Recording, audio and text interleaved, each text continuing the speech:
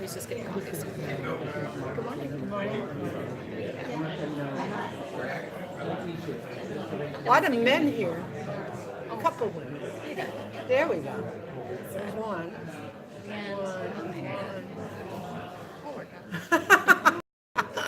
Let's see here. One. That's how I always look at these pictures to see. Now, there's one. Same one. There's one in the beginning. There she is. Good morning. Good morning.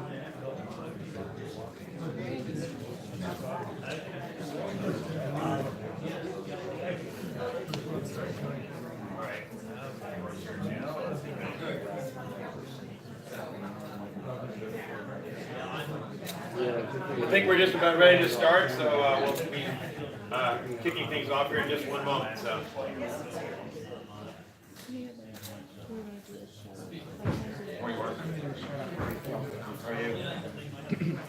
Good morning, everybody. Look at this robust crowd from the upper western Montgomery County. How about that? First thing I want to do is introduce our hosts, Gail Lee, who's president of our area Chamber of Commerce. Gail. Thank you, Randy. Thank all of you for joining us this morning.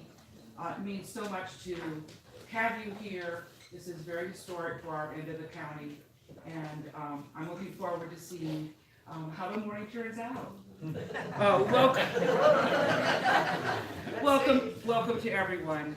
Again, we have passed out cards. If any of you have questions you would like to put forward to the candidates, and just raise your hand if you need a card or have one to turn in. And let's get this show on the road. Thank you all for being here. It's just so important that we address all these issues that are so important to our area. Thank you. Thank you, Gail. Well, good morning. I'm Randy Davis. I'm the co-publisher and co-editor of the Monocacy Monocle. That's the official journal of record. Monocacy River. Come on, folks, get back here. We call it Monocacy Monocle because of the river and because we're a small town, so we only keep one eye on the news. But we have two eyes focused at one. So thank you, Nancy. Anyway, thanks again to our hosts for being here. I want to welcome our guests, Nancy Florine, the independent candidate, Robin Ficker, the Republican, and Mark Elrich, the Democratic candidate. I'm going to go over the rules, and we are going to abide by the rules for both candidates and audience. There will be an opening, each candidate will be given an opening statement, and your statement will be 3 minutes long. And we ask you to address why you consider yourself to be the best candidate for Montgomery County's future, and more specifically, why you're the best candidate for the Western County and its residents. After that, we will be going to a series of questions. We have come up with 8 questions that we have identified as what I would call community-oriented. The questions that I think most people in this room are most interested in. And so we'll go through those first. Once that's over, we will go ahead and take some of the questions that you have provided, and they will be selected by their uniqueness to questions we're going to ask. When we ask a question, each candidate will be given 2 minutes to answer each question. If a candidate mentions the position or views of any other candidate, each of the opposing candidates will be given 30 seconds to respond if they so desire. In the second half of this forum, we will have the questions from the audience. Now you see this timer right here. And by the way, I'm sorry, Wade Jones is our town manager. I'm sorry, Wade. Yeah. And he's going to be our timekeeper. Obviously, it'll be green when you're talking, and when you have 15 seconds left, it'll be yellow. When your time is up, it'll turn to red, and it will buzz. And it's an irritating buzz. We're not shutting it off until the candidate sees it. So you'll have to go for the button. Okay. Now we did a selection of order, so we're going to start with, let me see if I have the selection right here. Yeah. It was a random choice, but the first person to speak this morning will be Robin Ficker. The second person will be Mark, and the third will be Nancy. And as the questions move down the line, the first speaker, that will alternate. So that each person gets a wonderful chance to answer first.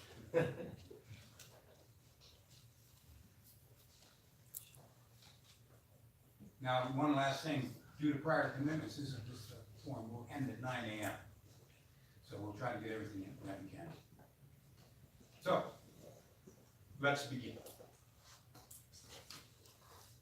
I'm going to start with Robin, as you would give us your 3-minute opening statement.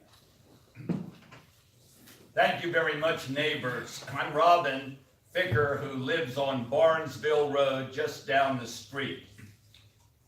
I have in my hand the Tacoma Park trapezoid. All 4 at-large council candidates, the Democrats, who are sure to be elected because the Republicans have spent no money in the at-large council races. Both of my opponents, the council president and the district council member, all live in the Tacoma Park trapezoid, an area in the southeast corner of Montgomery County, which is 4.1% of Montgomery County's land area. They have 5 council votes in this one little area, and they can pass whatever they want. We need some geographical diversity in the at-large representation. I'm the only one here who doesn't live in this tiny little nickel out of the dollar area of Montgomery County. And what has happened to you as a result of not having any geographical diversity?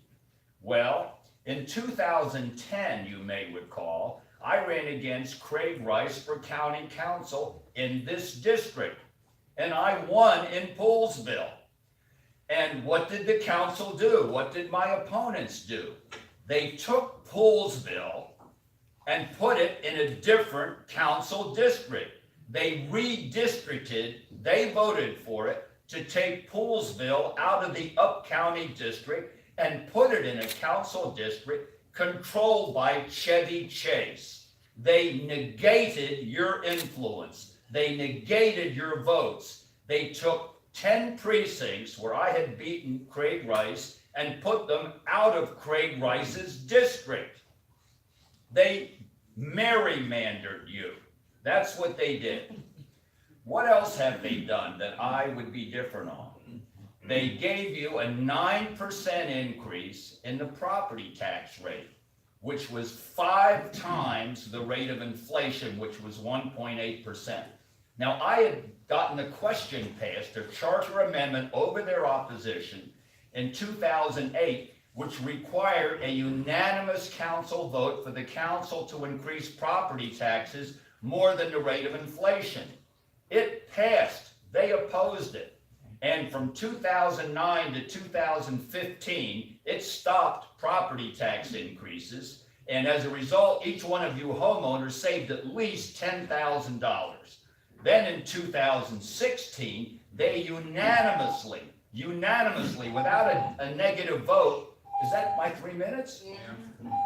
Passed that unnecessary 9% increase. Thank you.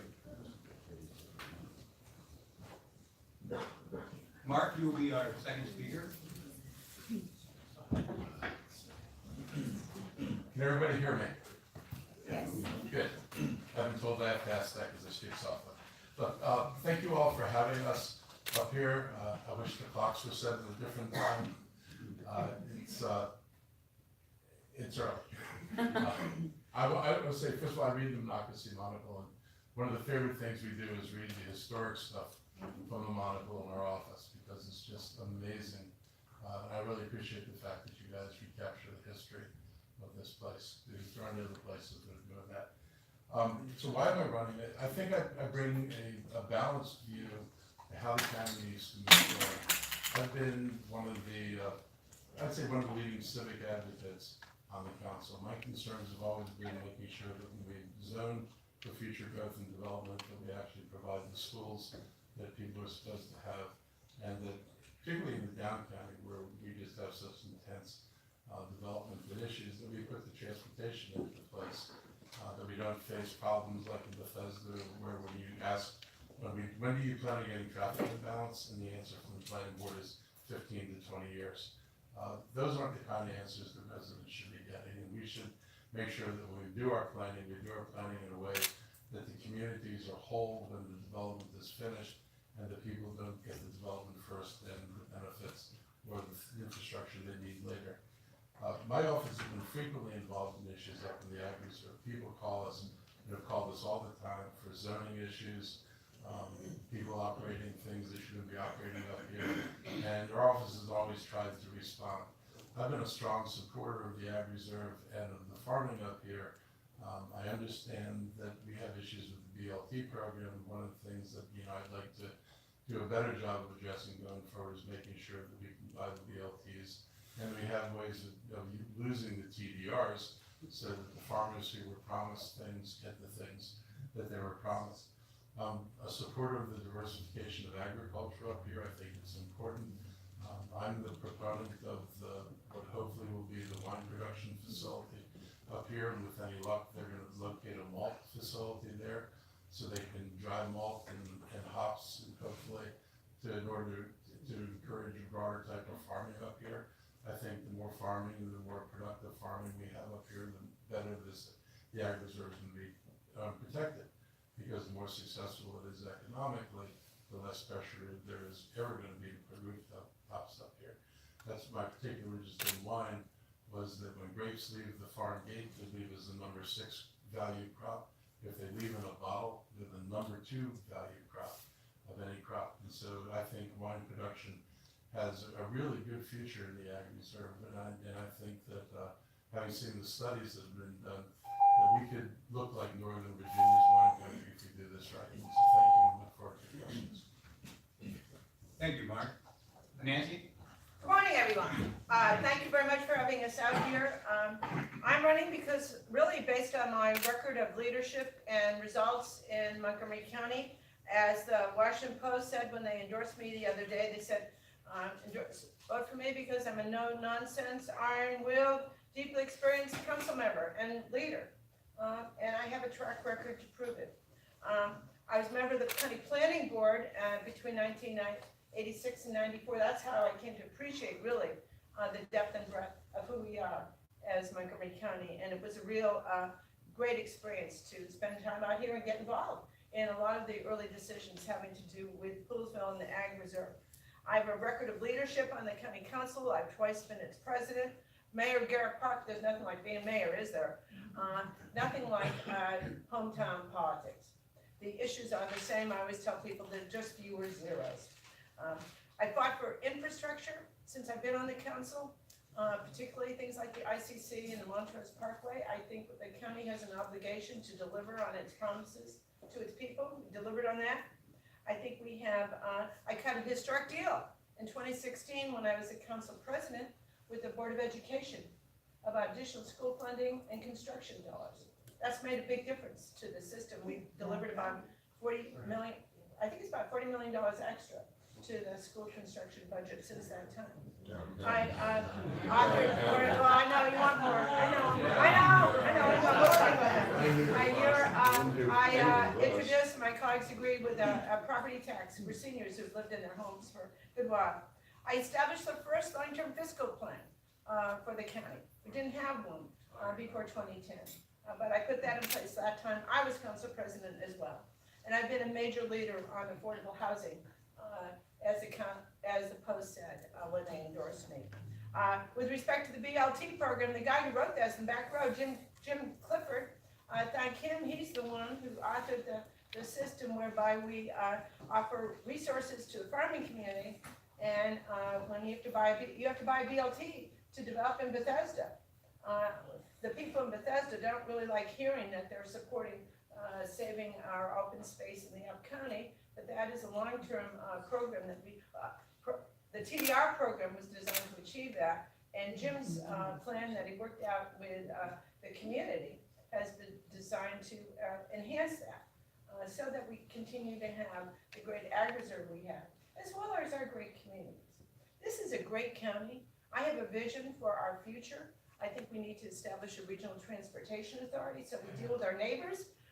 And I think we need to talk about a long-term four-year research institution so that we really bring in the investment to move us forward. So with that, we'll talk some more. Thank you, Nancy. So our first question, surprise, is gonna be about high school.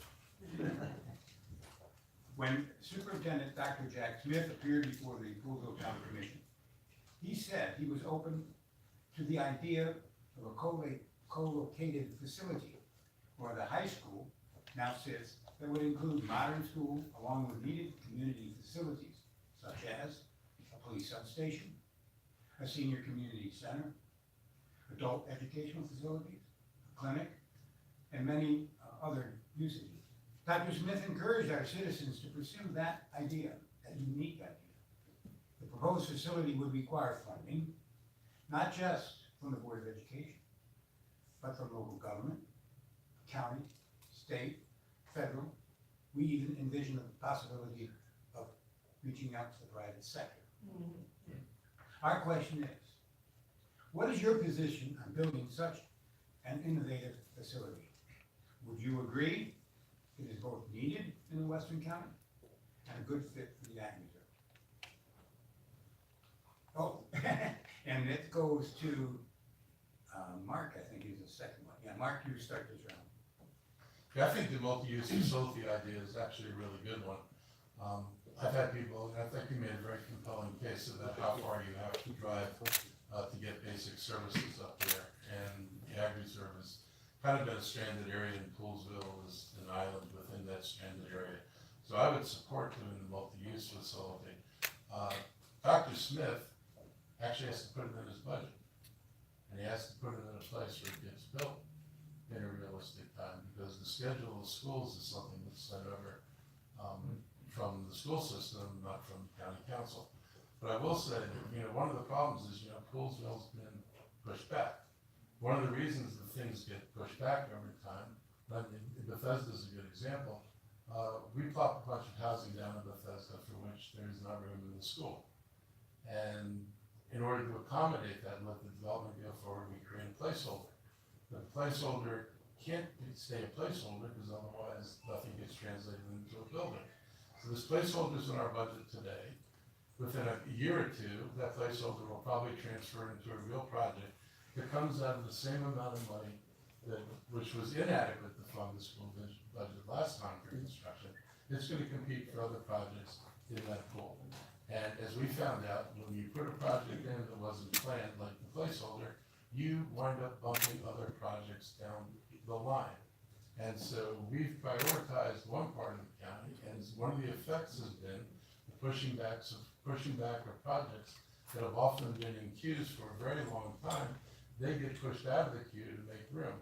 I think we need policies that if we're going to do the development like we're planning to do, we get enough money to support the schools without requiring the project in one place result in the bumping out of projects in someplace else.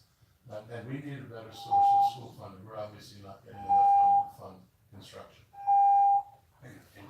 I think that's a great idea. Actually, the last time I heard, you also wanted a daycare center there too. So I like the evolution of thinking about co-location. And actually, we've just had a report on a study of how the county can do more of that with respect to public facilities. I have long felt, I think we're starting all over again. I've long felt that our regional services center are not responsive enough to our community, and I think we need to talk about how we decentralize services to our residents. You're not the only ones who feel it's estranged or at least at a distance from decision makers and processes that where they need help on building permits and the like. And I'm really interested in seeing how we can delve more into the community to make sure that needed services are available. The big issue, and we do have a big target on our back going forward, is a report that's about to come out from the General Assembly having to do with school funding. there's something, and I think your time is up, but I'd be happy to talk about it if I wasn't interrupted by your beeper. The real issue is how we pay for things going forward, and that's gonna be a big target I'd like to talk about. I'm the only person up here who appeared before the school board this year and told the superintendent and all the school board members that reconstruction of Poolesville High School, which just won the state championship for women's basketball, undefeated, was my #1 priority and would be my #1 priority for school construction. I told him that to his face. I was the only one here that showed up. And the reason is because we've been the tail on the dog too long. We have to make up for lost time here in Montgomery County. My two opponents voted for the West Barn plan. That puts 2 million square feet of new development in Chevy Chase, Bethesda, where the schools are already overcrowded and the roads already overburdened. So they're gonna need to put a lot of school construction money down there where they voted for this overdevelopment, and it won't be coming here. If I'm your county executive, it's going to come here because I have already told the school board it's my #1 priority. And you've got to be very careful because the new county executive is going to have a lot to do with how the new council districts are drawn after the 2020 census. And we want to make sure that in the future, you have clout, your votes are counted, you're not ignored.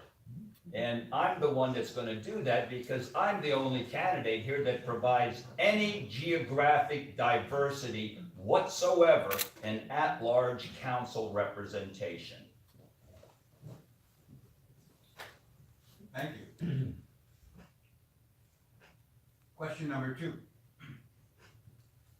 Dr. Smith also stated his support for an agricultural sciences educational curriculum for our county, and that Poolesville High School would be an excellent venue for such an important field of study.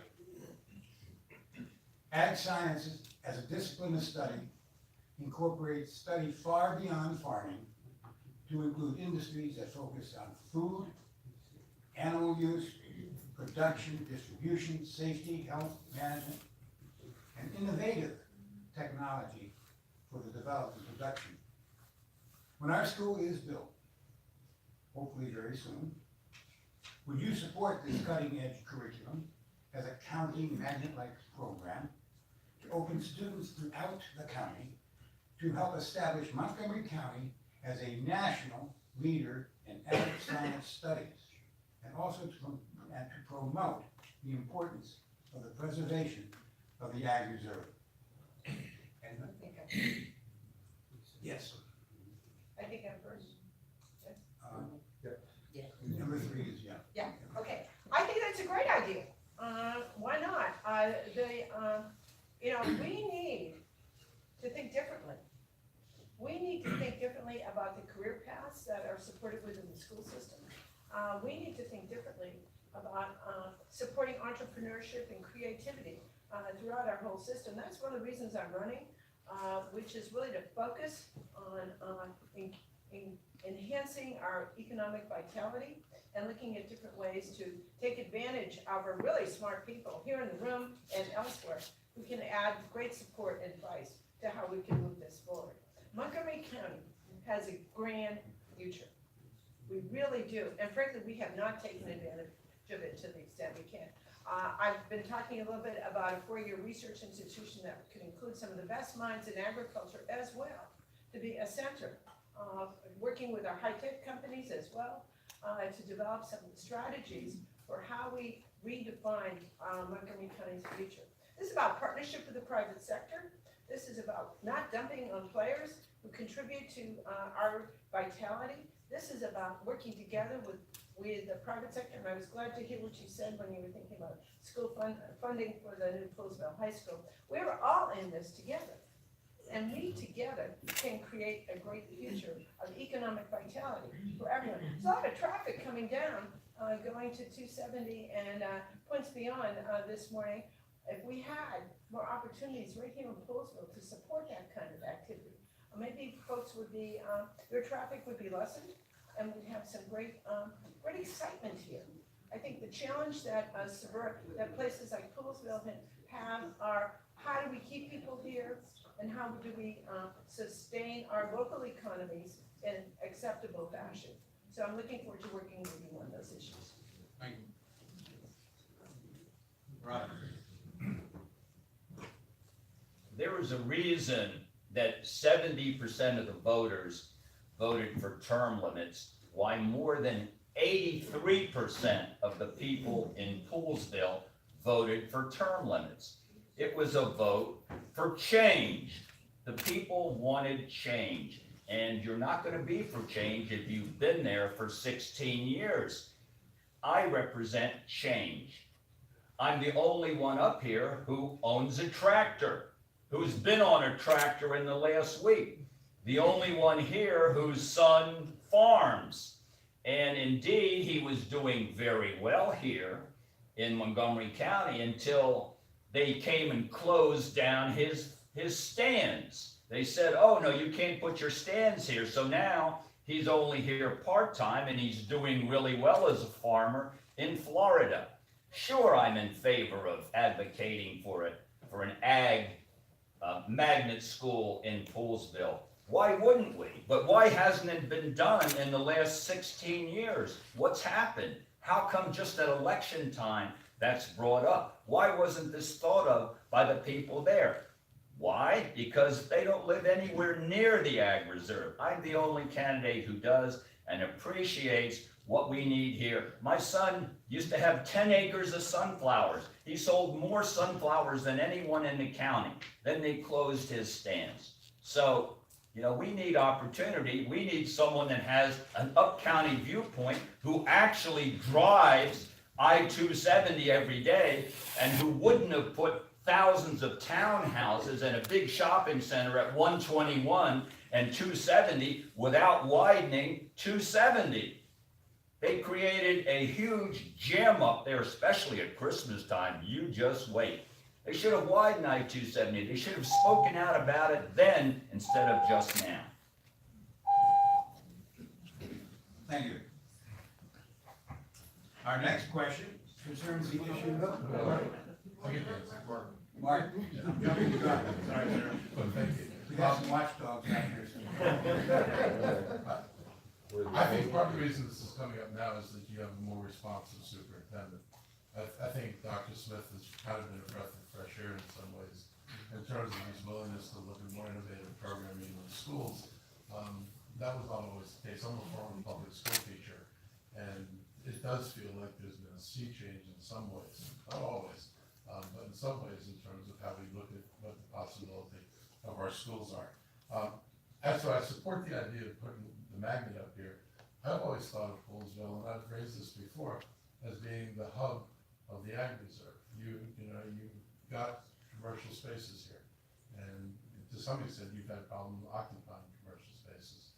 And I think we ought to be looking at how the spaces in Poolesville can actually serve the ag reserve, and how you could operate out of here, incubators and other things that would take advantage of the farmers, take advantage of what I hope evolves at the universities of Shady Grove, as well as what would happen at high school here, so that you have the ability to actually keep the jobs here, and you have the ability to increase employment and opportunity in Poolesville. So I've been involved with, for example, go back to the wine thing again, where they're talking about putting in the knowledge degree at the universities of Shady Grove, and my hope was that more farmers and their children would wind up getting degrees and looking at land in the ag reserve. Because the good news is the worst land that you've got in the ag reserve is the best land for wine. And the state has graciously mapped out the opportunities in the ag reserve for increasing wine production.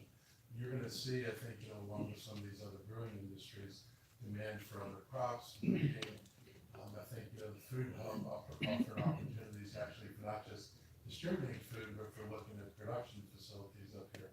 A lot of farmers wind up losing a large portion of their crop in the field, never gets off the field, never gets to market. And so I think you've got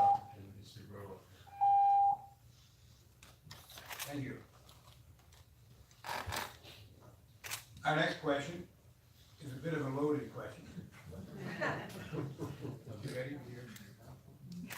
Our next question concerns the issue of fair access. We are referring to county-provided services that are available in Allen County that we would like to have up here. What do you think equity means for Western Montgomery County? What specific action would you take as a county executive to pursue the goal of equity for residents of the Ag Reserve? Now, number one is that we start over with Robin. We're gonna play catch-up. We've been behind and an afterthought for the last 16 years. And I'm going to give the Up County priority because I'm the only one that lives within 35 miles of here. We need to make up for lost time. And what have I done in the past to try to protect the Up County? The council, these folks weren't on it then, wanted to put the county garbage dump in the Up County. So I put a question on the ballot to prohibit the county from operating a garbage dump in a residential zone. I also put a question on the ballot to try to eliminate the long-distance phone rates that the Up County has to pay to call Northern Virginia, DC, and Prince George's County. That question passed overwhelmingly until the Court of Appeals shut it down, saying, oh wow, you're gonna shut down the county government to try to get fairness for the Up County. The sewage sludge trenching. Do you realize that the county used to trench sewage sludge in Germantown and in Up County sites, and kids would come home and their dogs would come home and they'd make these black marks on the white carpets? I put a question on the ballot which passed, and the council stopped that practice. They don't trench sewage sludge anymore. So I've had a long time Up County viewpoint, and I'm going to give the Up County preference. I'm going to have an Up County preference, not an afterthought. I'm going to give you priority because we need someone from the Up County, and I would be the only one who has a countywide viewpoint, only one elected countywide, who would live in the Up County. So if you have an idea as to how to improve the Up County, you're getting additional points, and we're moving you to the top of the list. Mark. So I'm actually within 35 miles. 30 for me, Robin. Next time. So, I think you raised a very legitimate question about Ag Reserve Services, and you're not the only part of Montgomery County where people feel either distant or removed from services. We have similar problems in parts of the East County. So I think we need to look at where we distribute services and how we distribute services. One of the things the county is going to do, this new council has to deal with equity lenses. And it's, racial and gender, but it includes just generally the distribution of things and how we affect communities throughout the county. And I think what we're going to find, and we know what we're going to find, is that there are parts of the county where people have to drive a whole heck of a lot farther to get the things than anybody else does. So this area is a good example of that. So I would support, and I think that's kind of the point of your issue with what you could co-locate a high school is using the place that you already have to co-locate services that you're being forced to drive a distance to get right now. And I think we should look at this, holistically and figure out what do we do better. I think the police substation is a good example. I mean, I hear people tell me about how infrequently officers get here, but the other side of that is that we have to deal with the size of our police force to some extent. And I, frankly, have done a good job of growing the police force even during the recession. He made a decision not to make cuts in the police force, but our beats are very, very large. And so that if you see an officer at any one point in the beat, you're unlikely to see the officer again in the beat because of the amount of space they have to cover. I think having a substation here, particularly since you are the most concentrated population up in this area, would be a good idea. So I look forward to a continued dialogue. Nancy? I think it's a very legitimate issue, and I'm going to be looking at how we deliver services both through our regional services centers, which right now are just like one person who sort of coordinates a lot of meetings, but not much else, and having more localized service availability on a pretty regular basis. I have to say though, my opponent, Mr. Albert here, says routinely that the way he's going to save money in government is by reducing staff in county government. Well, at the end of the day, in order to reach people, we need people. Government is a people's service. Government requires staff, requires community service, it requires outreach, it requires a lot of hands-on relationship building that we need to reinstitute within Montgomery County. That is a big problem for Montgomery County, and I don't think that we can achieve the kind of services that you'd like to see. That's more accessible, easier to reach, and on a more routine basis if we cut back on staff. I think we need to grow our tax base. We need to think bigger, we need to be more creative about how we deliver services, that's for sure. But you need people. You need to be able to reach out to someone and just not reach 311 all the time and get connected to someone who doesn't know anything about your community. I think that's been a constraint on accessibility, and I think it's really limited your ability to get responses in a regular way. We on the county council end up doing a lot of end runs for communities because it's so difficult to get through to decision makers and county staff, and I think that's a big problem. So I'm committed to working with you for delivering those services in a more hand-on way with real people. Thank you. Mark, your name was mentioned, so you'll get a 30-second response, and our rules are a little bit different. Robin, you will also be able to have 30 seconds. Good. So if you want to respond. Oh, yes, I do. So this isn't about cutting staff for the purpose of reducing just the size of the government. This is about making the county more efficient. There is not anybody who's had dealings with the county who doesn't think we can do a better job with the resources that we have. My goal is to do a better job with the resources we have, not to reduce services, but to maintain the services, free up money to do some of the things we're not able to do right now, and not having more people doing a job than it takes to do a job. I would think that as business people, that's the approach you would like the government to take. Robin, did you want to? Yeah, sure. I'm the only one that has done anything to keep taxes down with my charter amendment requiring a unanimous vote. I think that Nancy has told the biggest fib in this campaign in her literature where she says that she exercised budgetary restraint when she was council chairman. The first time, she imposed a 156% increase in the county residential energy tax, said it would sunset in 2 years, and it didn't. The second time, she opposed a 30% increase in the real estate transfer tax and a 9% property tax increase. That's not budgetary restraint. Nancy, you now get 30 seconds. Mark, so do you. Well, actually, I think it was the Washington Post who said all that. We have had to be nimble and flexible in delivering a great school system to you and to support our services.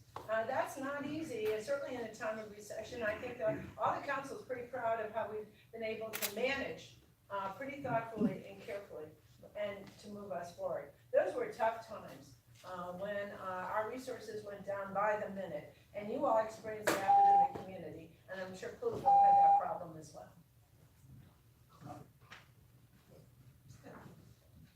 We made a difficult decision in order to maintain the services of this county. I mean, I would invite any of you to imagine what would have happened to your services had we not raised the additional revenues. This would have flat out come out of whether the police department, the libraries, or the schools. It would have come out of things we do to provide you services and to try to address the issues that our residents raise. So no one likes raising taxes, but no one likes living in a county where you don't get your basic needs met by the government. Sometimes, if in a recession, you have to do things. Thank you. Question number 4, transportation. Transportation has been a big focus in your debates in the past few weeks. And the conversation centered on the need to reduce the bottleneck at the American Legion Bridge for any fixes that will occur on the Beltway or 270 that are be successful. How do you foresee that being done? Is another bridge needed? If so, where would it be placed? And do you see any circumstances that you would support another bridge across the Potomac? And Mark, you get to start this one. Great. Look, I think the most important bridge to put across the Potomac is whatever you need to put next to the American Legion Bridge. That is the bottleneck. It all starts there. Everything backs up on 95 and backs up on 270, starting with the inability to cross that bridge. The Council of Governments did a study because we were confronted with this long wish list that the Council of Governments created for all the jurisdictions and projects. And we realized that a lot of the stuff's never gonna get built. And the question that came to the Council of Governments, so what are the major projects? What are the 10 things we could do that are game changers for the region?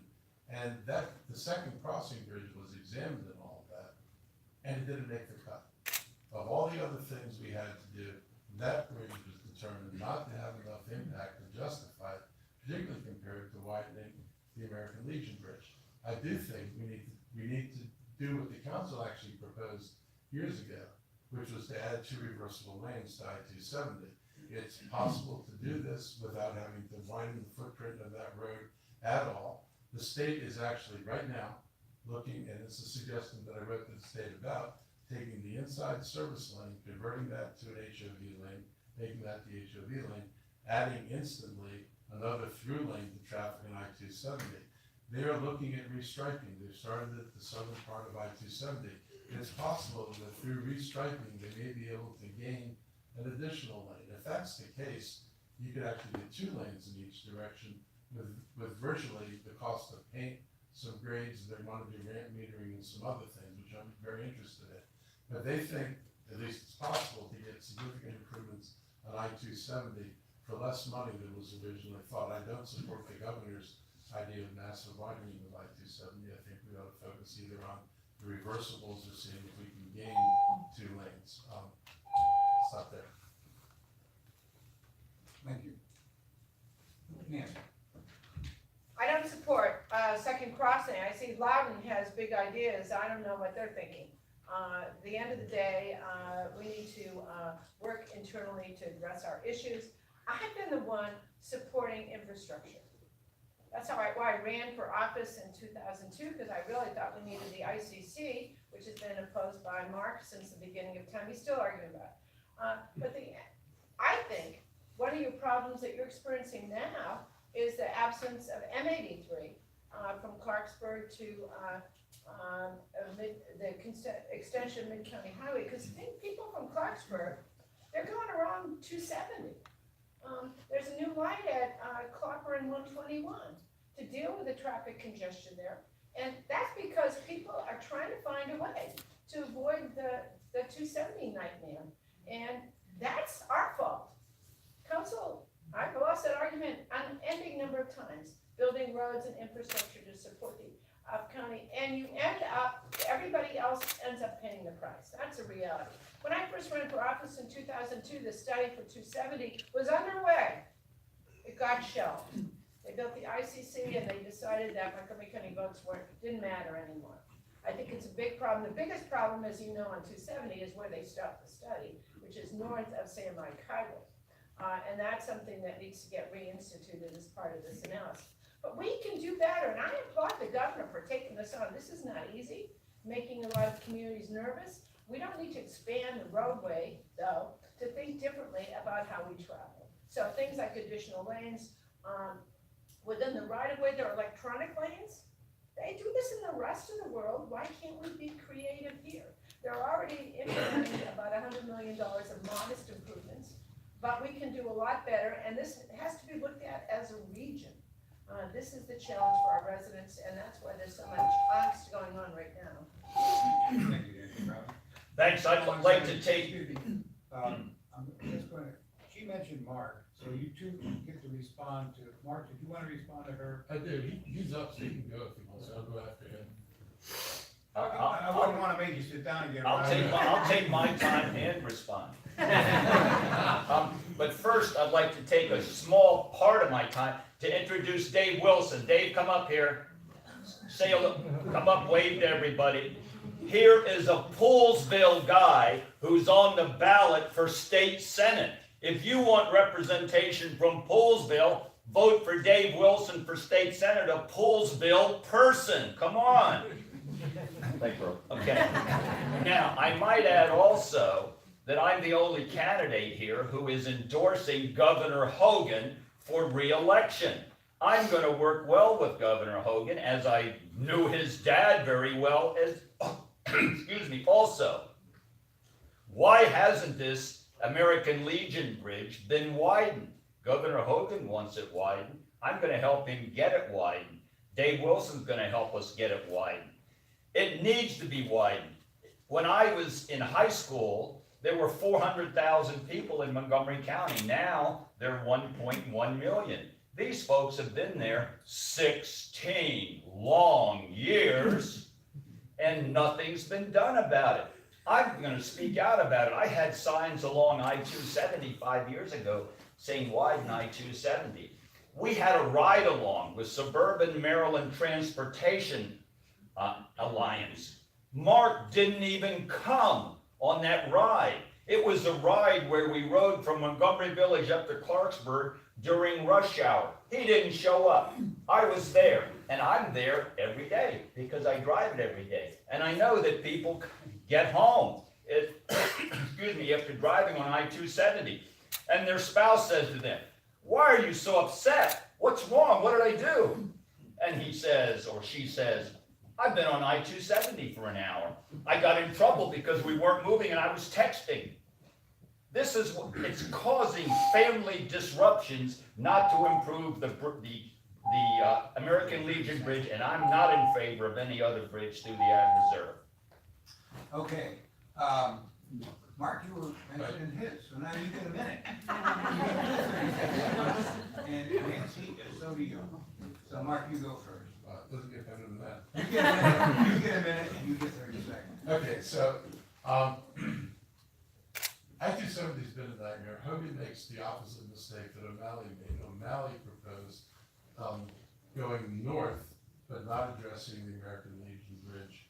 And I-270 as it went toward the American Legion Bridge, I think from Shady Grove. And Hogan looks at the southern part, and this is the northern part. I think we need a comprehensive fix that deals with both of that. Hogan also doesn't really mention the American Legion Bridge, which puzzled all of us, which may eat up the entire $9 billion that you expect somebody to spend.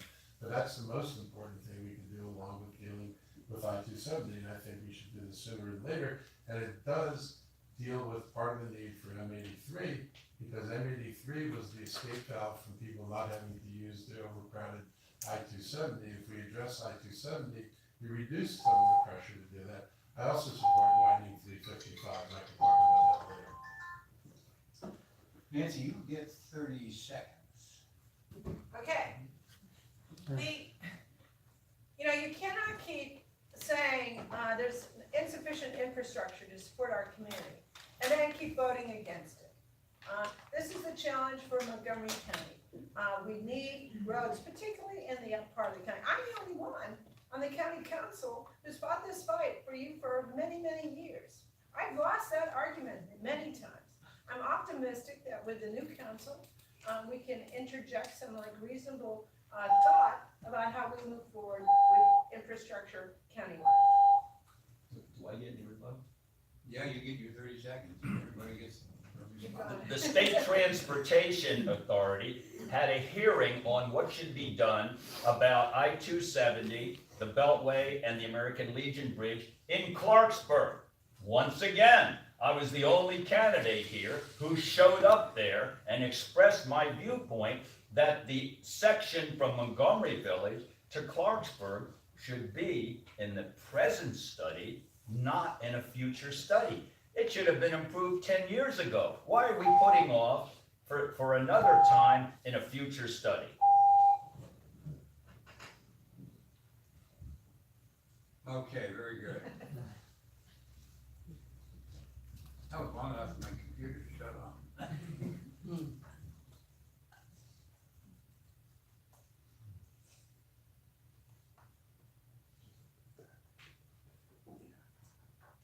One second, please. Sorry, folks.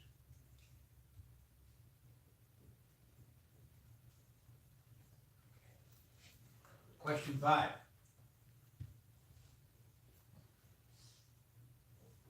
In the ag tourism arena, we compete with Virginia and surrounding Maryland County. What needs to be done, in your view, to preserve the ag reserve, but also ensure that it thrives economically? And Nancy, you lead off on this question. Well, I think that's a real issue for us, how we ensure that our agricultural environment is sustainable, how we keep young people on the farms, how we discourage folks from dividing up their property and selling it for mansions. That is an attractive alternative sometimes for people when their family is no longer interested in pursuing the same line of work. We've had this battle between keeping things exactly the way they are and allowing some modest improvements, both in terms of the new breweries and distilleries that are popping up, as well as expanding wineries, allowing some events there so that those can be sustainable and move forward. I think everyone loves what they've been able to do at Sugarloaf over the years. I don't think that's had an adverse effect on communities. I don't think it's overpowered the roads. And the good thing is it's gotten the rest of the community to know what we have here, which I think is what creates the sustainability of this area. The last time I was at Sugarloaf, I guess it was their Stomp event. I talked with people from Olney. I talked with people from Rockville. People from all over need to be drawn out here to partake of what can be offered and experienced. I'm a cyclist, and we're out here on a regular basis, and I think that kind of modest tourism adds a great deal to the community, and you're already a great draw in that respect. The real question is finding balance. What's too much versus too little? That is always the challenge of making this stuff work. But I think we're not going to have the super wineries and so forth that they have in Virginia. But a certain element of that, I think, is what makes this area sustainable. And certainly, if we're going to be in competition with the rest of the state, we need to continue to hold up our end in delivering these opportunities to our farmers. Robin. Well, buy local, we've got to emphasize buy local, and I think that the Montgomery County executive has to be a cheerleader, really, that's what it amounts to, for the up county, which I'm going to be. I think I'm the only one here that's ridden at least 200 times on the Muldoon farm, and I've learned to keep my heels down. But I've also learned to kick my heels up and advocate for things that I believe in, and I think that we need a cheerleader. We need someone in the county executive's office who's not going to keep raising taxes, property taxes, at every opportunity, who's not going to keep raising the real estate transfer taxes. You try to sell your real estate, now you've got to pay 30% increase because of these folks. Entrepreneurs need a level playing field. They want certainty. I listen to CNBC every day. My 2009 Ford Escape Hybrid has 435,000 miles on it, still going strong. It's because I get around. I'm a hustler, I'm an advocate, and I'm going to advocate vociferously and continuously, indefatigably for you in the up county. And I think that if we have an advocate in the county government for the up county who actually lives here, someone who's touting Poolesville, someone who's touting the ag reserve. If you want to put a scarecrow in the ag reserve to keep out the adverse influences, you don't put the scarecrow in Tacoma Park. You put it in the ag reserve, right? Doesn't that make sense? So I think that by living here, by being an enthusiastic, hustling, go-getter, for the up county, we're gonna bring about some nice things, that happen. So I want to go back to just talking about wine quickly, because I actually think there's more potential than people realize. What interested me, I went to the symposium on wine in Maryland more than 10 years, maybe about 10 years ago. And Maryland, Montgomery County is in what UC Davis calls Zone 4, which means we're actually a candidate for growing European vinifera. And one of the things they said at the conference was the problem with Maryland wines, and I think many of us would agree there's a problem with many Maryland wines, is the wine making, not the grapes. And so they believe that if we could bring in more sophisticated, more advanced winemaking and make it less of an amateur practice and more of a professional practice, that Maryland wines could be significant. There is no reason why we shouldn't have wineries as successful as the wineries in Northern Virginia and Loudoun County, because we have a climate and we have soil types that support it. We just need to jumpstart the industry, which was what my interest was in opening up what's called a crush pad, because the investment in grapes is substantial. The harvest takes 3 to 4 years before you get a decent one, and the equipment for processing grapes into wine is costly. So what we were looking at is, if you do a crush pad, at least in California and other states, you encourage farmers to grow the grapes, to bring it to the facility. The facility has stainless steel tanks, has barrels, has all the equipment you need to process wine. You reduce the capital costs, so you make it possible for farmers to get into the industry early, and then as they grow to get their own equipment. And if that happens, I do think that this is gonna take off up here, and I think it's gonna be really, really beneficial, because farmers are rational beings like everybody else, and if a crop is worth more than another crop and they can produce it and get it out there, I think that'll happen.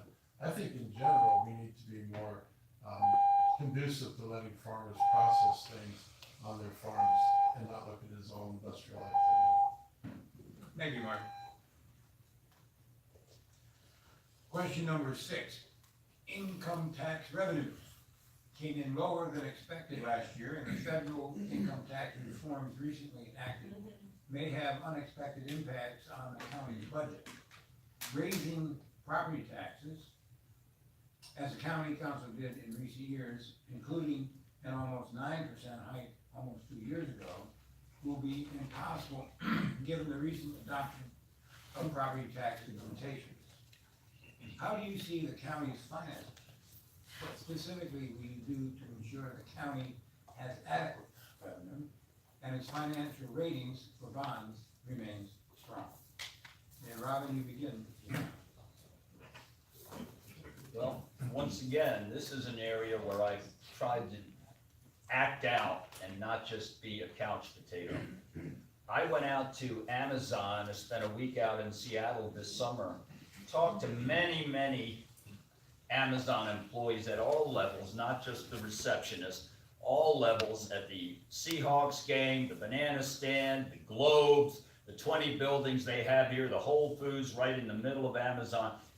And here's what I determined after talking to these folks. They want freedom. They want freedom from excessive regulation. They want freedom from tax increase specialists.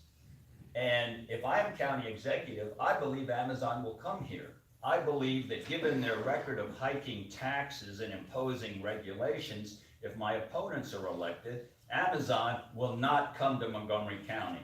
We're talking about $50,000, $100,000 jobs. BFF, Bezos's friendship with Ficker. That's what's going to happen here. I'll take Jeff on a bike ride up Sugarloaf, because I can actually ride all the way to the top without stopping. And don't be surprised if we have such a good relationship that they not only locate Amazon HQ2 at White Flint, they're going to locate Amazon HQ1 at Lake Forest. Because you know why they want to move out of Seattle? Because Seattle wanted to put a big head employee tax annually on every employee. They cut it down, but that was the jump start, the catalyst to get them to look elsewhere. And they know that if Robbins County executive, they're not going to get any tax increases at all for 4 years. None. I'm gonna repeal the tax that these folks put on biodegradable paper bags. Wasn't that a silly tax? Mark? So, the problem you address is a problem of now.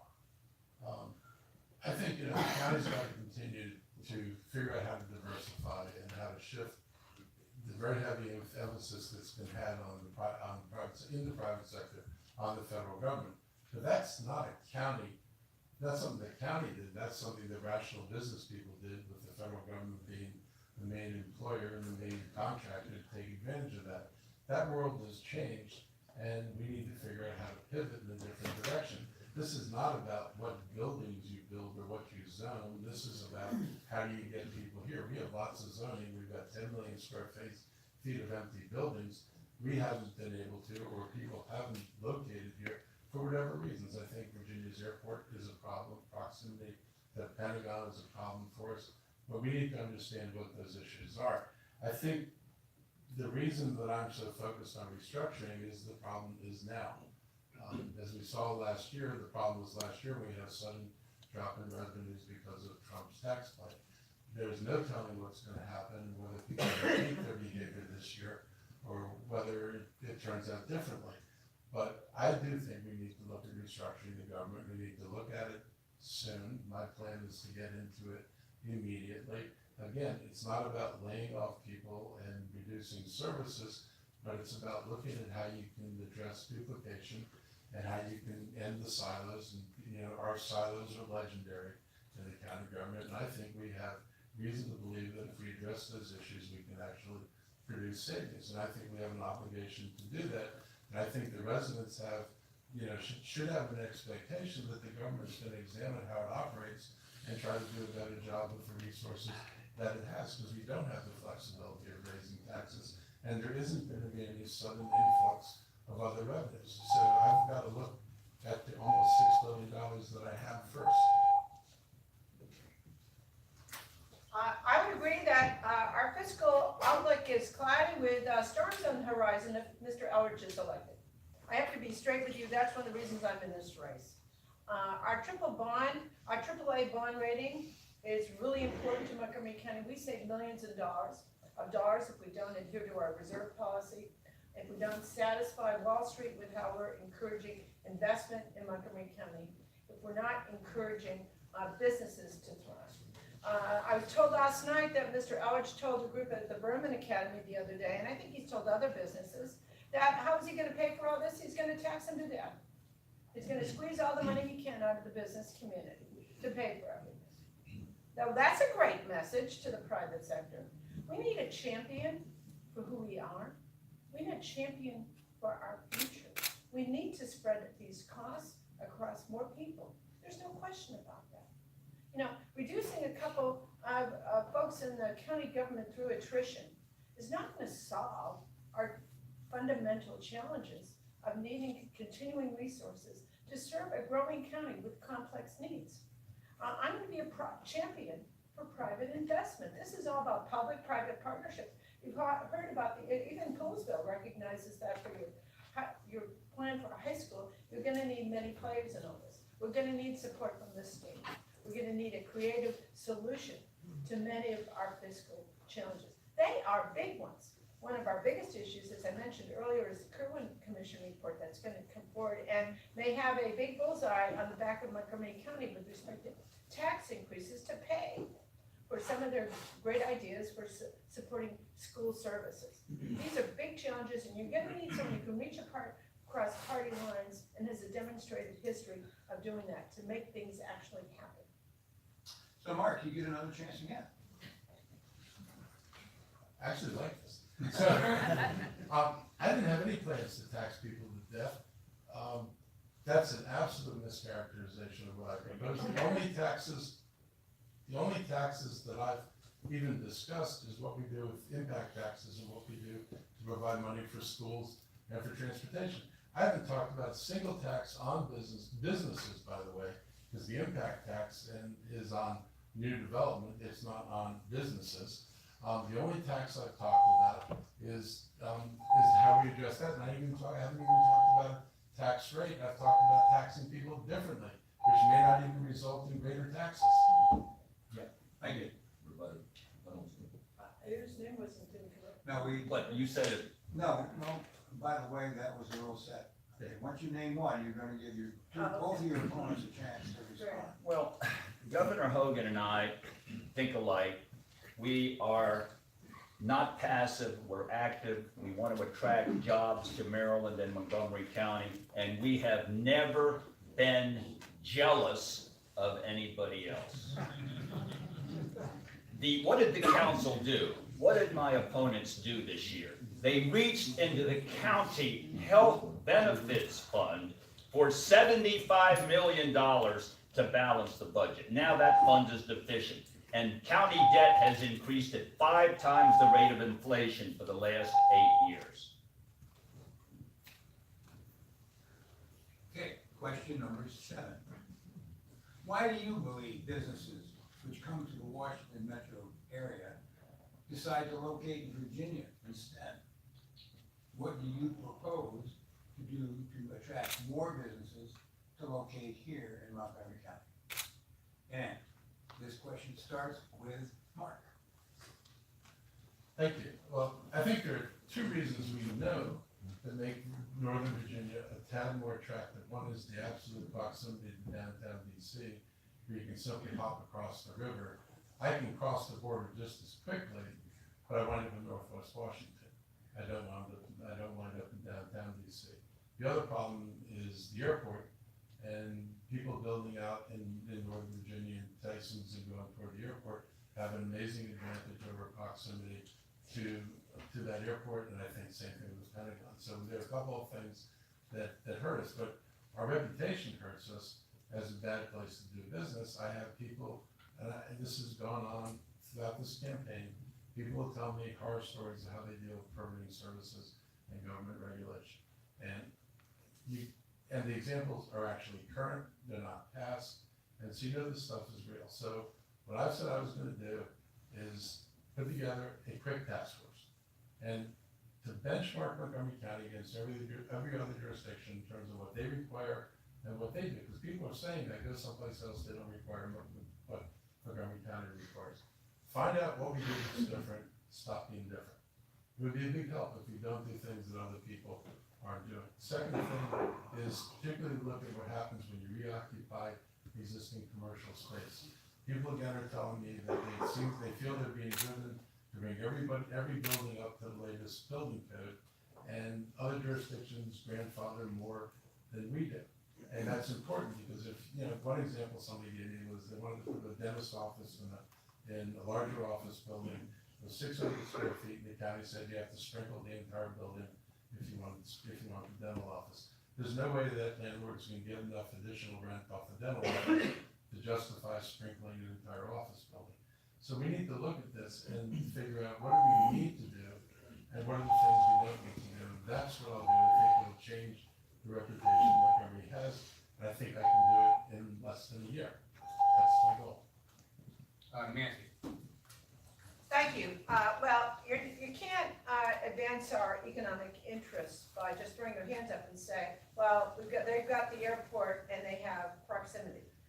The real issue is who can be a champion for our growth, who can really lead on these issues, who has a demonstrated track record of addressing this. I'm the one who led to the privatization of what we've been doing in economic development.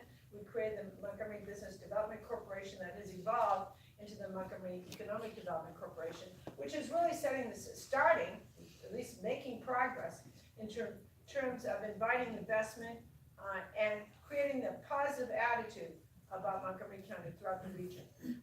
We need a champion who has had a track record of supporting business investment. Not dumping on developers for not contributing enough, and we already have the highest impact taxes for schools in the region and probably the highest transportation obligations throughout the world as far as I'm concerned. The real issue is the attitude that we convey through our policies and our leadership in terms of who we are and why we want to investment and how we compete at the regional and national levels. I think we need to do more trips to Europe as well to encourage that kind of investment. Yesterday we broke ground over the FDA on a new public-private partnership to expand our biotech center over there. It's going to bring great jobs, great opportunities, great communities, as well as supporting the highest level of health development in the world. Because who doesn't want to be next to the FDA, the gold standard for health environments? We need a leader who can bring people together on these kinds of points and move us forward. Well, you mentioned Virginia. It's ironic that former governor and U.S. Senator from Virginia, George Allen, has endorsed me in this campaign. And he said to me, how in the world did you ever get that requirement that it takes all 9 council votes to pass a property tax increase passed? He says, we know the reputation of Montgomery County for raising taxes. And it's true. These folks raised property taxes 10% one year, 10% the next year, 13% the third year, and then my limit passed countywide over their opposition. They have a reputation for tax increases. In 2010, Northrop Grumman, a Fortune 500 company, wanted to locate here. Then they passed a 156% increase in the county energy tax, and Northrop Grumman hightailed it to Northern Virginia. FBI headquarters, fine, upstanding, law-abiding families, upward mobile, high incomes. They were looking for a new headquarters. These folks didn't even make a bid for the FBI headquarters, and you know criminals wouldn't locate next to that FBI headquarters if it were here. We'd be crime-free, or at least crime would be down. We need to have someone who is friendly, open, and welcoming, and isn't part of the term-limited problem that's been there and has been inert for a long time. We need new energy, we need new ideas, we need fresh ideas, and we need to let businesses know that here we are, here in Montgomery County. Come and see Governor Hogan, come and see County Executive Robin Ficker, and we're going to find a place for you, and we're certainly not going to increase your taxes. I'm a computer nerd. I know how to talk to these geeks, and I'm going to help them locate here, because right now, all the computer and high-tech firms are locating in Northern Virginia. Thank you. Now I've got a challenge, because when you say these folks, you need your two opponents. So I'm going to give both of you 30 seconds to respond to the these folks comment. And Mark, if you'd like to go first, that'd be fine. Sure, we all know how successful the FBI is in making Washington DC crime-free.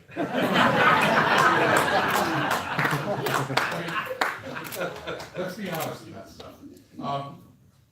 If I had more than 30 seconds, I'd like to lay out what Northern Virginia does in terms of taxes, because this idea that the problem is taxes in Montgomery County and business, we're pikers compared to Northern Virginia. What I will tell you is, if you're a business in Northern Virginia, you pay in Fairfax, you pay 12.5 cents on every inch of square foot of commercial property to pay for transportation in Fairfax County. 12.5 cents on top of a $1.15 tax rate. Okay, Nancy? The decision, Robin raises this all the time, the decision with respect to the FBI was really made at the state level and in conjunction with other leaders in the region. As you know, they've advocated in Prince George's for that. We have 18 federal facilities here in Montgomery County. And the question is, how do we take advantage of them better? We have a biotech transfer person at NIH. I propose that we do that at NIST and at our other federal agencies. No, we have so many smart people here doing that kind of work that we need to expand here in Montgomery County. So now this gets interesting, because she says Robin's name. And we're gonna stick to, so Robin, you get 30 seconds, and Mark, you can finish your I just love this attitude. Well, they decided it at the state level, so we didn't really have an input. I know they decided to raise the regressive state sales tax 20% at the state level under Governor O'Malley And these folks, Progressive Mark, endorsed that regressive 20% increase in the state sales tax, which is a job killer. I guess I should take these folks and give you like 3 minutes.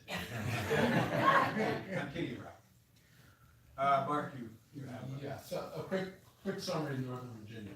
If you're in Fairfax County, 12.5 cents on top of the base rate for all commercial businesses. Now, you all don't like the energy tax here. We raised about $191 million. Fairfax County raises $160 million from the business community only because they have a 3% gross receipts tax, which obviously doesn't apply to homeowners, only applies to businesses. 3% gross receipts tax in Virginia, $161 million just from businesses. Right. Do I get to respond? No, I wasn't. No, but, I help me forget, out here. I lost track. I thought that you had said something about Robin. I guess so that's these right. two, you I have so can't get much to 30 say. for your own. I have so much to say. I know. But we're gonna move on because we're gonna go from a debate to a ping pong game, and we'll just move on to the next question. The state has created a commission, you brought it up, the Kerwin Yeah. Commission, to look at various education programming and funding issues. A report is expected this December, and some believe it may mean reduction of funding for Montgomery County schools from state programs and or increased programming costs that would not be funded by the state. What is your view about the commission and what Montgomery County needs to do if the report is harmful to our county? In the same vein, do you support the lockbox initiative that is on the ballot this November? And what would successful passage of the initiative mean if you were elected? And we're going to start with Nancy. Well, you have to, yes, I support the lockbox initiative, everybody vote, I forget which number it is on the ballot, everyone should support it. Problem with those things is that it's an incentive then for spending to be reduced in other categories. At the end of the day, the question is the total. And that's a serious issue for Montgomery County. You have to watch that very thoroughly. It comes out of the budget comes out of the governor's office, and the state legislature can't change it that much. And we have more power locally than they do at the state level to address how expenditures are reached. So that's a serious issue. There's a big, Montgomery County has a big target on its back. We're waiting the Kerwin Commission report. There's a lot of history here, and we still don't know what they're gonna recommend. But word on the street is that they're looking at increasing services, which is a great thing in the school system, but how it's gonna be paid for is unclear. And there's typically talk about taxing the 1% or certain wealth-based formulas. They change a decimal point in their calculations of wealth, in the calculations of who we are as a county. Our money ends up going to Baltimore. Pure and simple. That's the question. There are good, serious needs in Baltimore, to be sure, but we have just as serious needs here. So we're gonna need a leader, as I said earlier, who will go to the mat for Montgomery County. And we have to get over this view, the rest of the state uses this as crazy, liberal, super progressive place that doesn't have a problem with raising local taxes. Well, that means they say, well, fine, we'll take your money. You can make it up on your own. And that's really our image issue across the state. I have been there. I have testified. I've heard from delegates from the Eastern Shore. They say, you're rich. Be quiet. And this is the problem that we have in terms of how we're viewed throughout the state of Maryland. And this is going to be a very, very serious issue going forward. Robin? Well, I'm the only one up here who has actually been elected and served in the state legislature, so I certainly have fundamental knowledge, at least, as to how it works. And working with a governor of my party, I think we can minimize the damage that Kerwin is going to do. And Kerwin is going to be a big money grab from Montgomery County. It's not if, it's going to be. The first proposal would have taken $100 million out of our state share. of education. So we need someone who's gonna work well with the governor and not fight him, who's supporting his reelection, to fight for Montgomery County. And we need to bring in businesses. The biggest employer in the backyards of my two opponents is the Discovery Channel. It's leaving town, in part because of the big tax increase, the big real estate transfer tax. It's out of here. There's a huge hole now, right down where these folks live, where we used to be getting in lots of tax revenue. So, I mean, we need to have no tax increases. We need to bring in business, be friendly, open, welcoming to new businesses, and then we won't have our educational funding hit. We have 18% of the state's students, 40% of the state's new students, and over the last 10 years, we've gotten 12% of the state's school construction dollars while these folks have been in office. We need to change that. We need Robin Ficker as county executive and Dave Wilson fighting for us to get a fair share of school construction money in the state senate. Mark?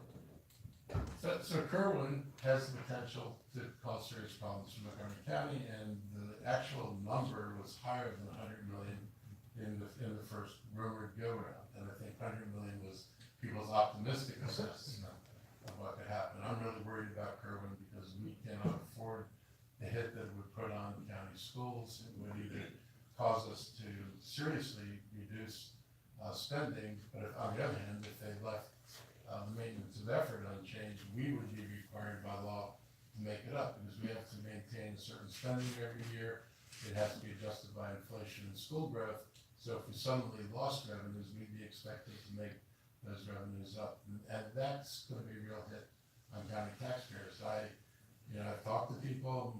I've been to Annapolis. I've actually brought 2 successful programs to Montgomery County in housing by working with the Republican administration and Mr. Holt. So it's not like I have any aversion to crossing party lines to get things done for the county, but we're going to have to work double time to have an impact on the state. And I really do think the state needs to look at other revenue sources.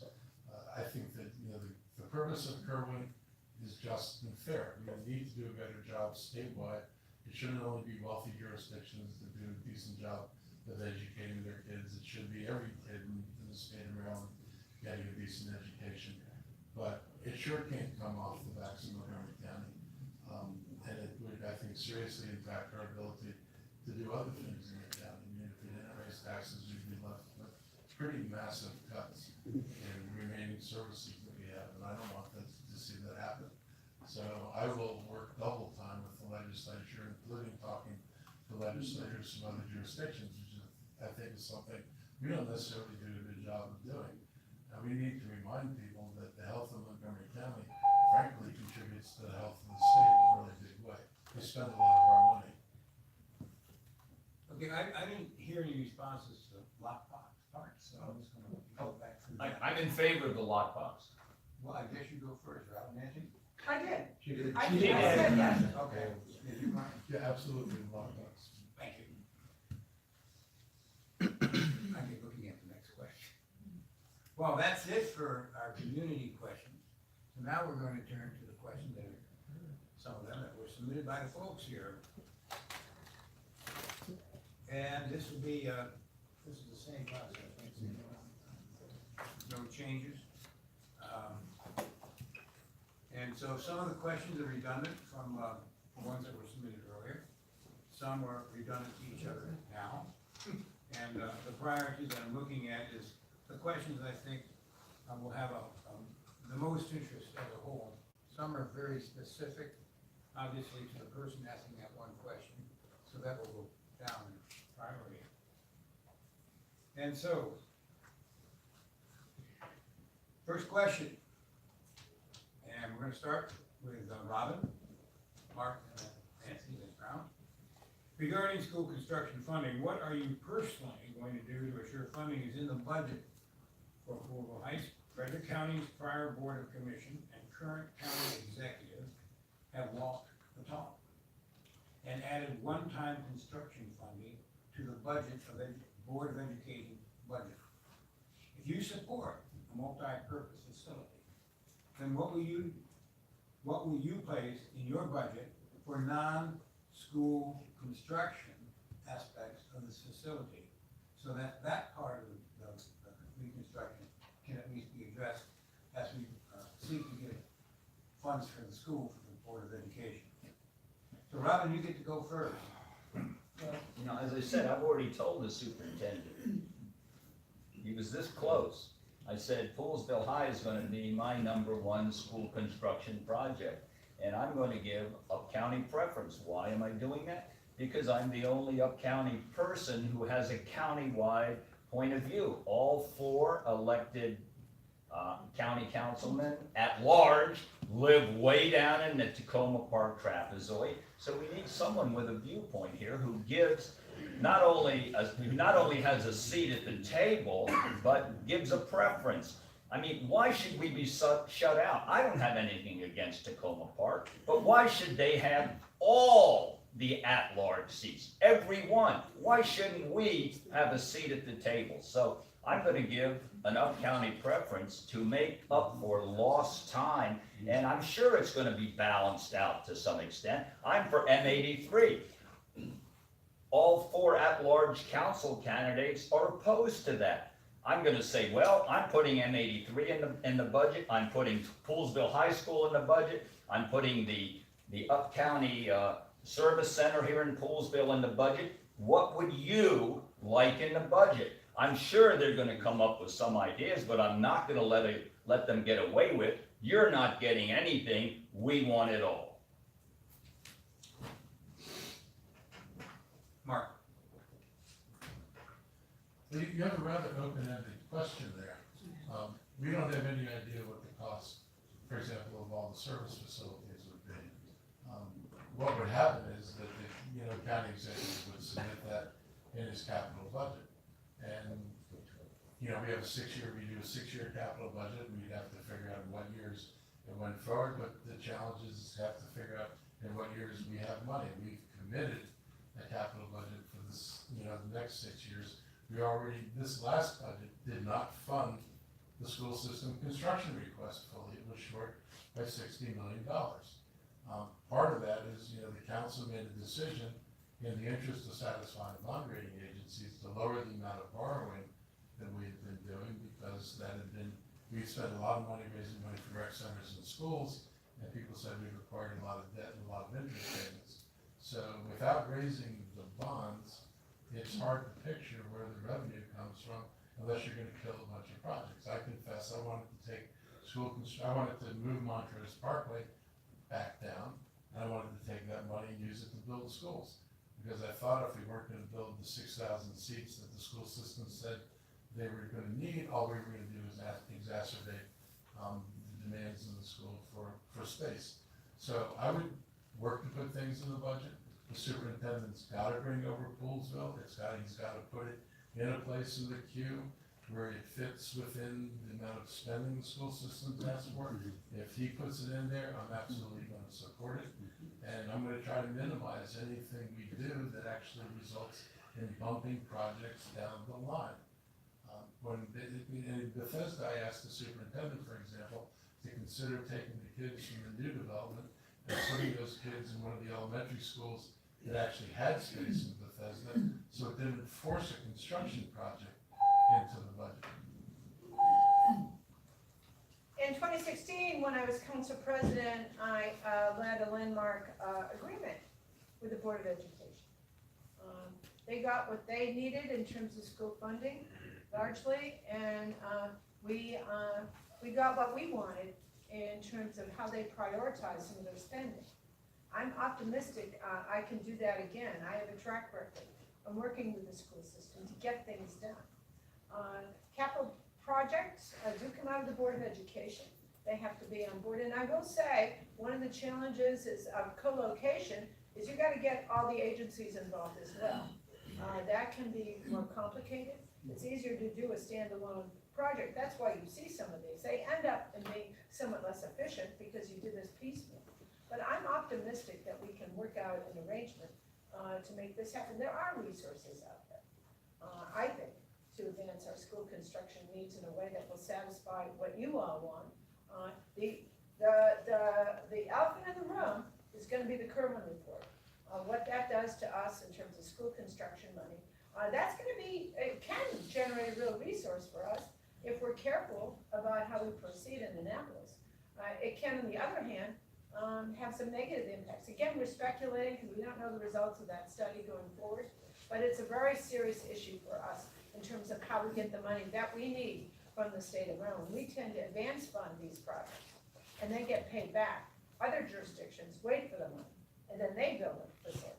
I think we can think differently also about how we build these buildings. We really need to plan for a 100-year lifespan for school buildings and some of our other capital projects. I think we can be more creative about how we bring some of these costs down so we can serve more needs in a more expeditious fashion. And I'm prepared to go to the mat on this one. Thank you. Thank you. Mark, you're gonna start with this question, and it is, what is your stance on the 5G cell towers outside of homes and in schools?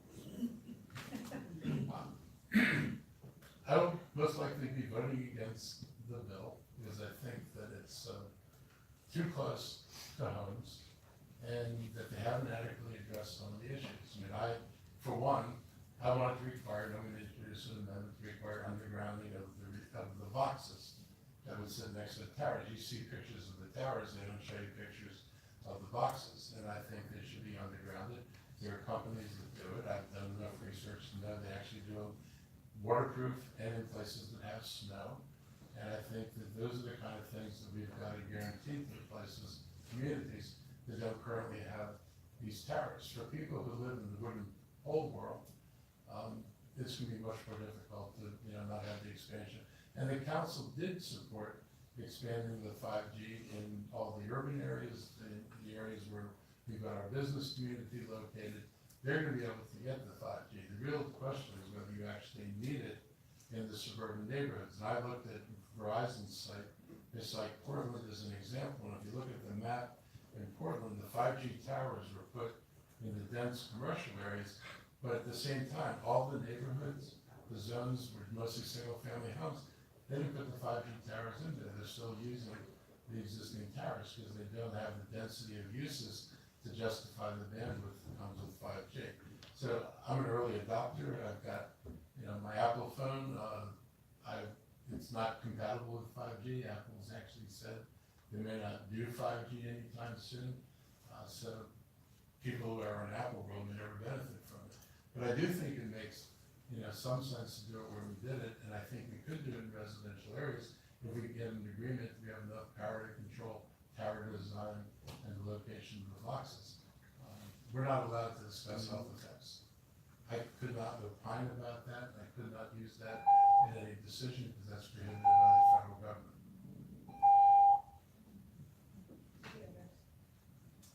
For those of you who haven't been following the county council's agenda, that's the next thing Mark and I are going to do this morning.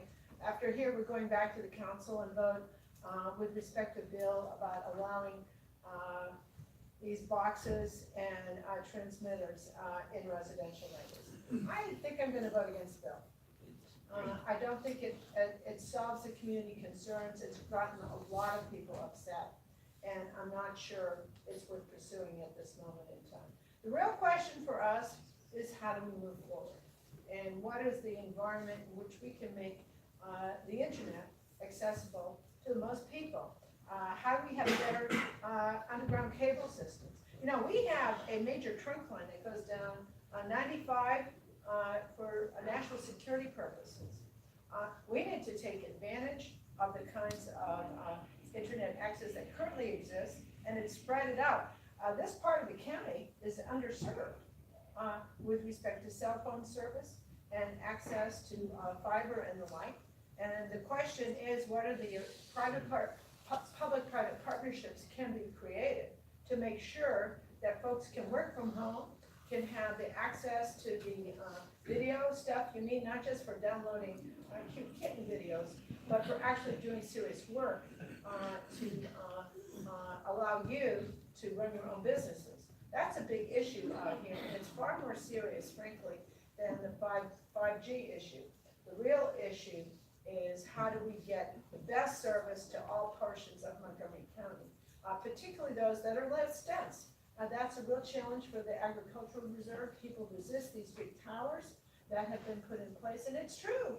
Technology is changing every day, and I think we need to change with it. Well, I have a degree in engineering, and I know that when the future waves at you, you've got to wave back. We don't want our little children here having access that is deficient, having access that is secondary to these quote urban areas. We need education, we need speed of access, we need to improve our technological access generally.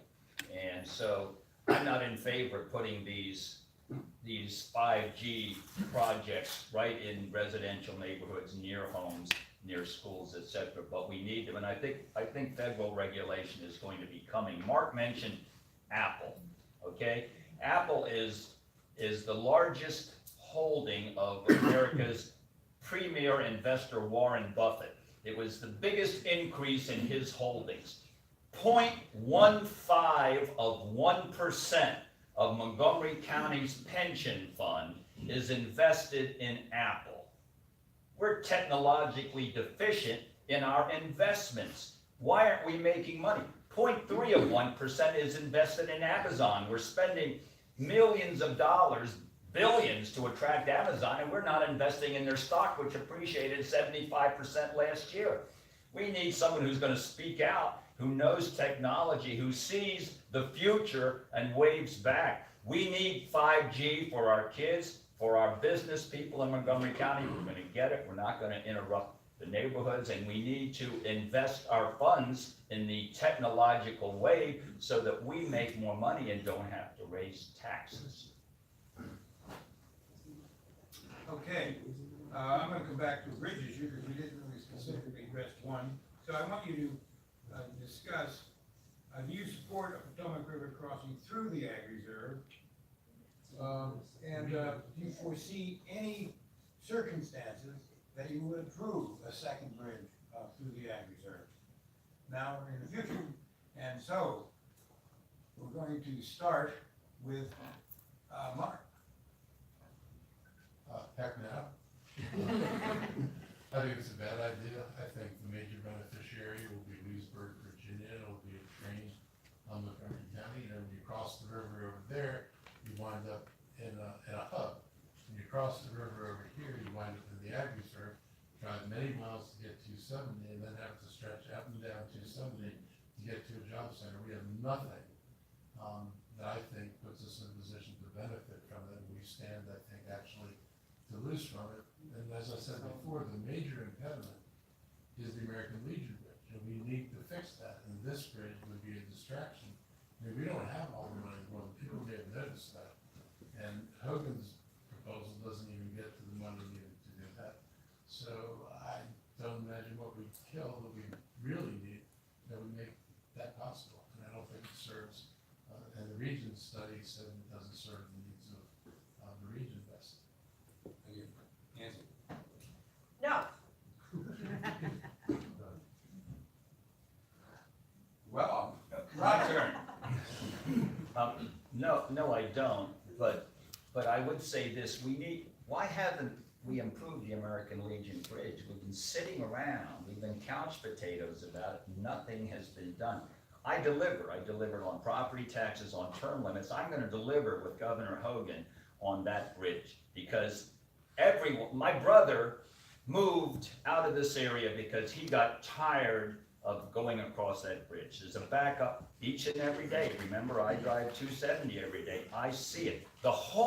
Everyone going to Silver Spring is backed up because of that bridge. The whole 270 is jammed.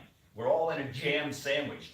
Bob Levy wrote in his column, someone saw Robin Ficker reading a legal brief while he was driving on I-270. I wasn't moving at the time, and besides that, it was a legal motion. It wasn't a brief. But we need to improve that bridge. It hasn't been done in 16 years. Where's the person that's jumping up and down and getting it done in the county government? Haven't seen it. So I'm gonna do that. We need to improve the transportation. We need to get Montgomery County moving. We've been Tacoma parked, Garrett parked too long. Okay, thank you very much. Our next question.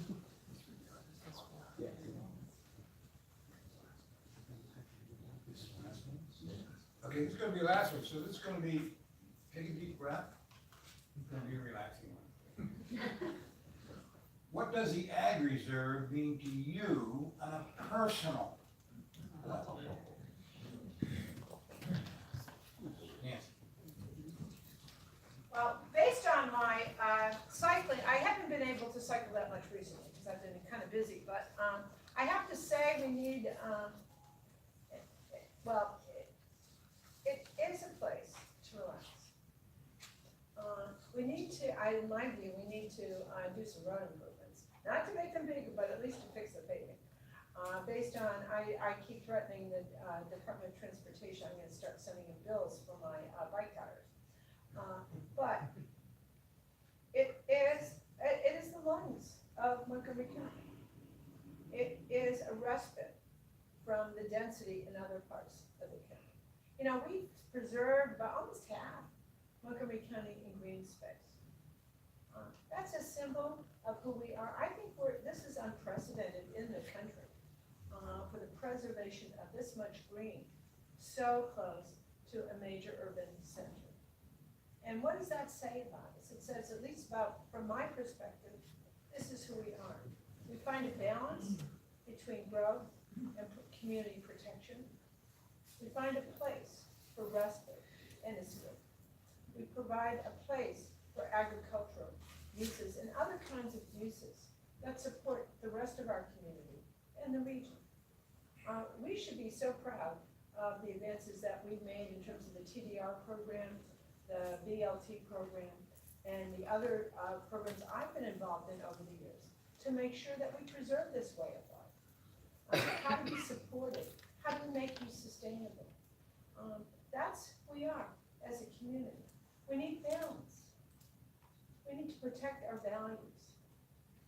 We need to have the tax base in other parts of the county to support the services to reach out in less dense areas like this. We should not have winners and losers, because this is a very good place and part of our souls. Robin? Well, I actually live in the Ag Reserve. We planted 500 fruit trees. I don't live there only with my son. I've got a lot of other friends who live there as well. Deer, foxes, possums, raccoons, skunks, snakes, coyotes, and I have 2 vultures living in my barn. And it's very interesting to see the bones that are left there and to see the young vultures. They're really quite cute. But, you know, I'm one of you. I live here. We have planted many crops, hay, sunflowers, tomatoes, corn, cantaloupes, and quite frankly, I love it here. Otherwise, I wouldn't be here after all these years. And if there's a problem that you have in the Ag Reserve, I'm having open hours every Monday morning at 6 a.m. in the county office building. I'm moving my office from the ivory tower down to the first floor. You come and see me and tell me the problem that you're having, and we will give you some response that day and try to have that response worked out by Friday. Because you're my boss. My campaign is not being funded by PACs. It's not being funded by unions. It's not being funded by developers. Only small contributors like you are calling my tune. You are pulling my strings, and I know who my client is. My client is you. I'm an attorney in court every day, and we'll be in hopefully less than an hour. I don't know, it'll take more than that to get to Upper Marlboro Circuit Court. But I'm used to negotiating with powerful people very smart people on the other side and working out a solution. And I'm gonna be your advocate in the county executive office and be the best county executive the Up County has ever had. Meanwhile, back to the Ag Reserve. This is a beautiful place, and I think it was one of the smartest decisions that council made, and, you know, Royce Hanson, you know, is considered to be the father of this. It's an amazing place, and it's something that very few jurisdictions would even come close to approximating. I've talked to people in, you know, other places who only wish that their jurisdictions were able to do what Montgomery County was willing to do. And I believe really firmly that it needs to be preserved, and that's why I think, you know, we need to make sure that farming up here is viable, because this is all predicated on the viability of farming. And part of it's predicated on the county keeping its word on TDRs and the BLTs, and I do think we need to do a better job. I continue having people tell me they're not happy with the progress on TDRs and not happy with the progress on BLTs, so I don't think that part of this is a totally happy story, and I think we need to do a better job. We need to keep our deal with the farmers in order to keep the Ag Reserve what it is.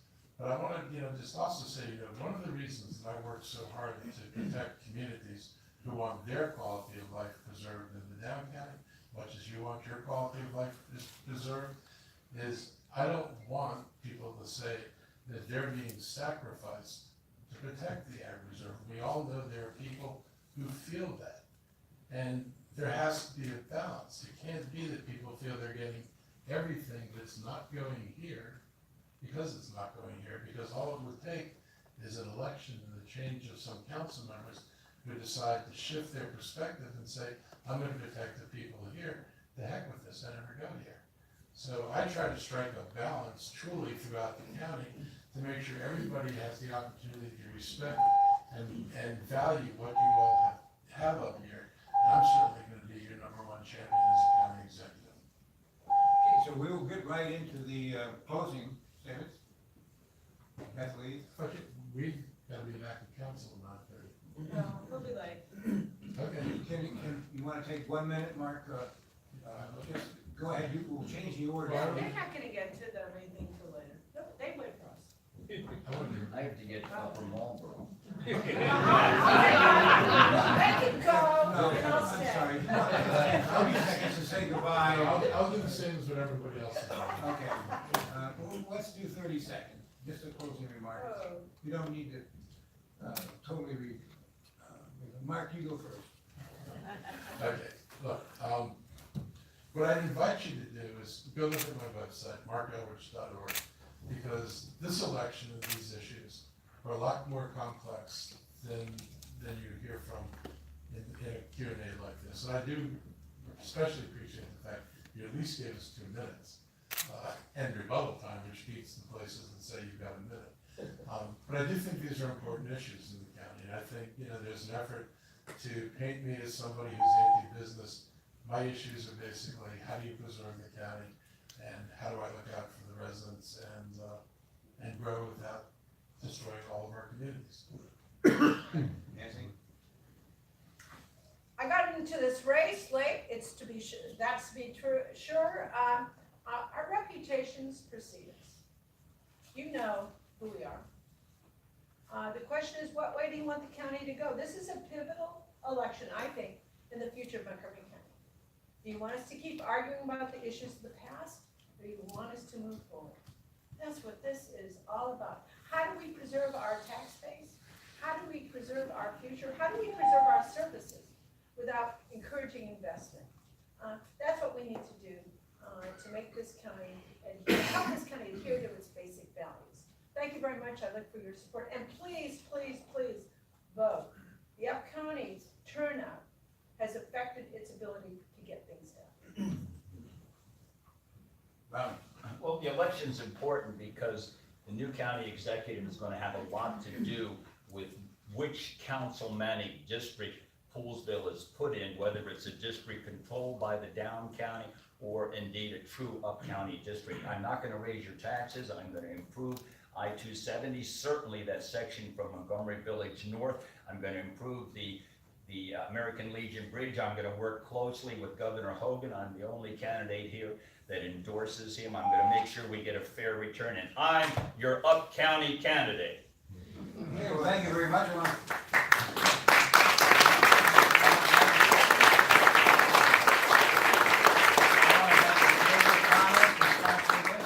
want to thank the Fair Access.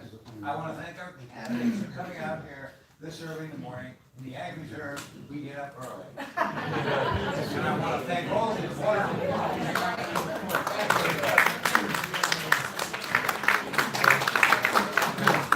And if you want to have updates on fair access and what we're doing, you can sign up, sit there, put your name and your email address, and we'll keep you informed.